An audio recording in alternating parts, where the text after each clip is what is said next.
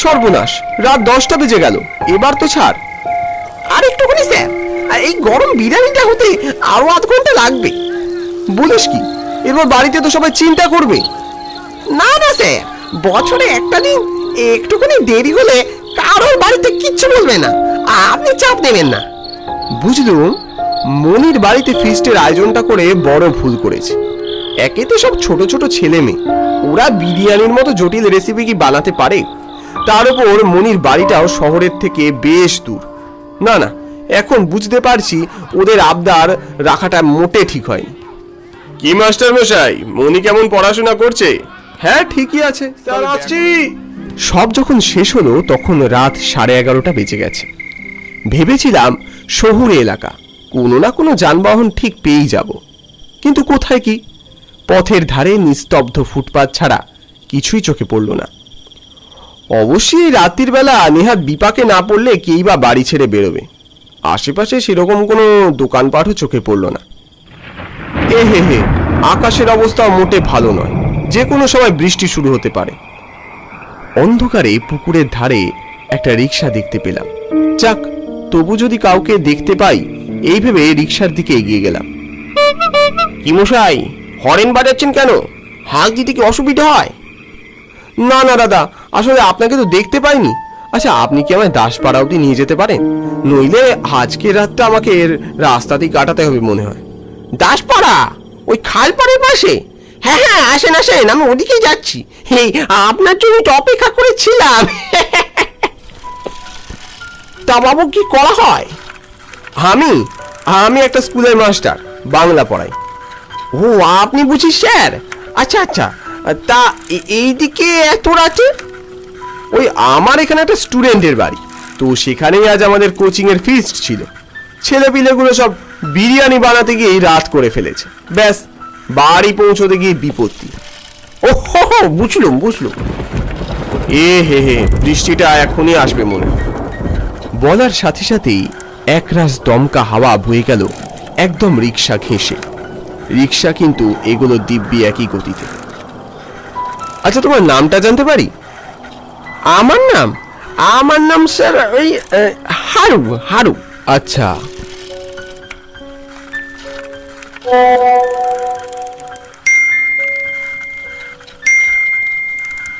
স্বভাব মতো আশপাশের মাঠঘাট আর হাওয়ায় দোদুল্যমান গাছগুলিকে ক্যামেরাবন্দি করছিলাম। সহসা ক্যামেরার মধ্যে দূরে এক মানুষ দেখলুম, ধপধপে সাদা পোশাক পরনে। শুনেছি রাত বিরেতে এসব এলাকায় বহু ভূত প্রেতের বাস। না না, তবে আমি এসবের কোনোদিনই ধার ধারিনি। হারু রিকশায় ব্রেক কষলো হঠাৎ, তারপর বলল, স্যার, সামনে যাওয়া মোটে ঠিক হবে না। কেন? দেখছেন না, সামনে নিশি দাঁড়িয়ে আছে। একবার ওর কবলে পড়লে একদম পাঁচ আর উপায় নেই। তোমার মাথা আর আমার মুন্ডু। তুমি কি জানো এগুলো হচ্ছে গিয়ে প্র্যাঙ্ক? প্রথমে তোমায় ভয় দেখাবে, তারপর বলবে সরি, মজা করছিলাম, ফেসবুকে ছাড়বো। চলো চলো, দেরি হয়ে যাবে নয়তো। রোকো রোকো, আমি যাব।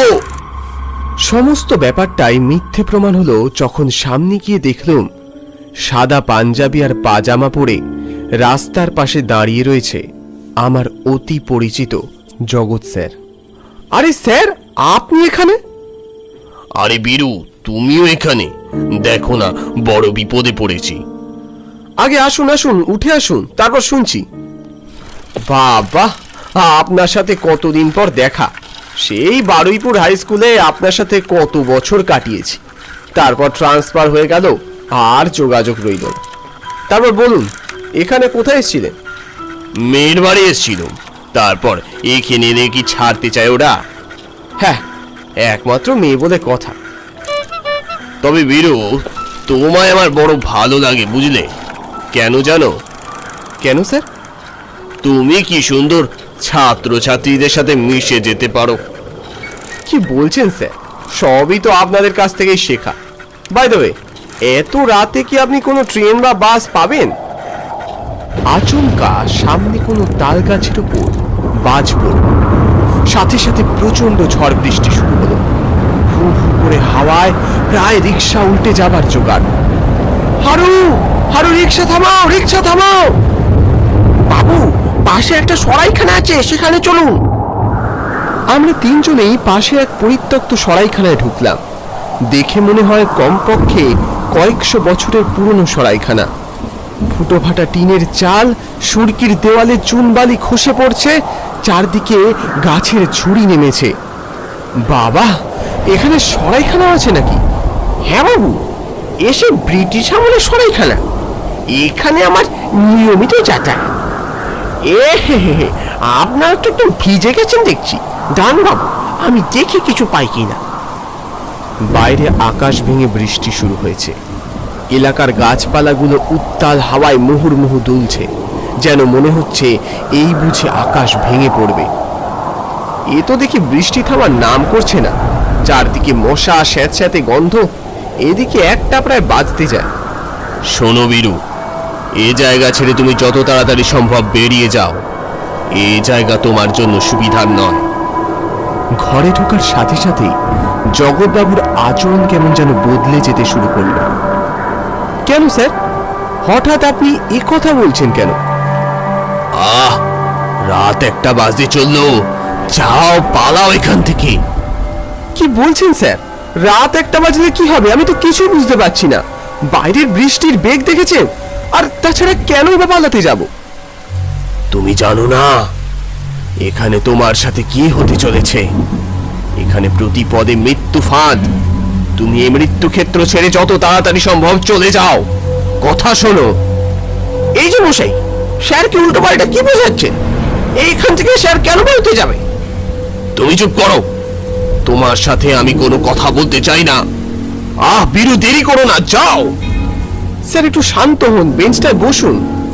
তুমি বুঝতে পারছো না এখানে বিপদ লুকিয়ে আছে। ভয়ানক বিপদ, অন্ধকারের বিভীষিকা।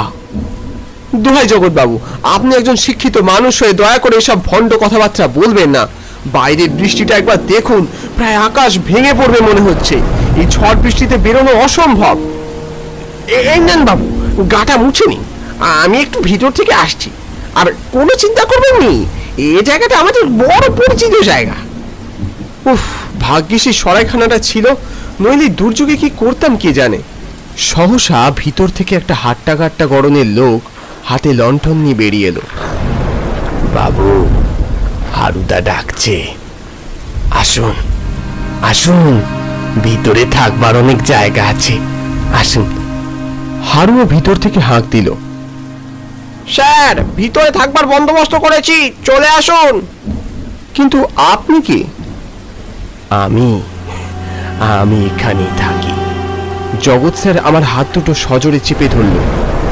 না বীরু, তুমি ভিতরে যাবে না। ওনার কথা শুনবেন না।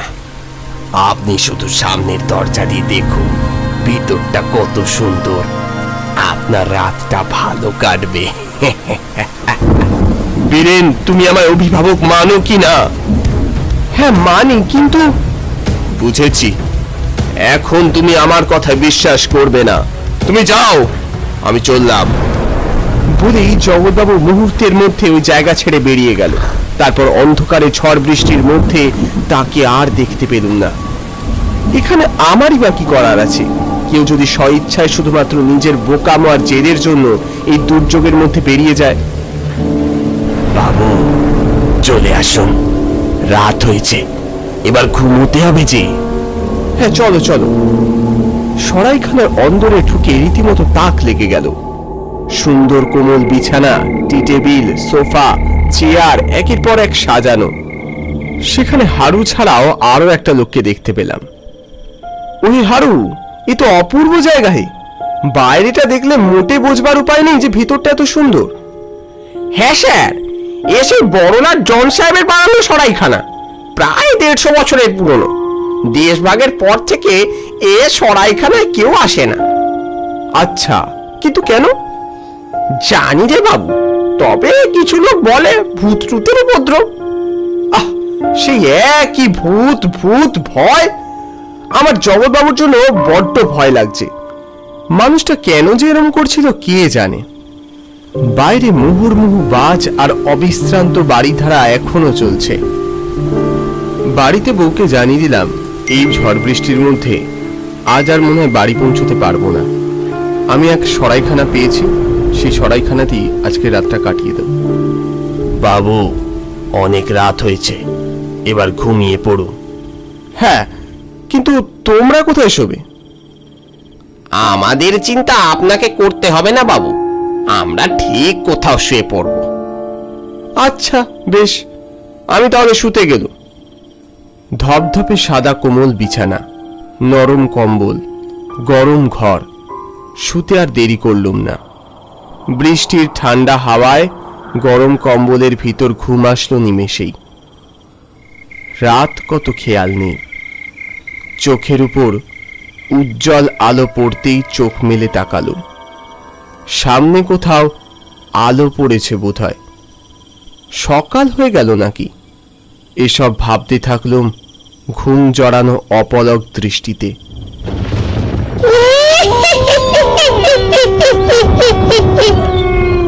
তারপর যা দেখলাম তাতে আমার গায়ের লোম মুহূর্তে খাড়া হয়ে উঠল।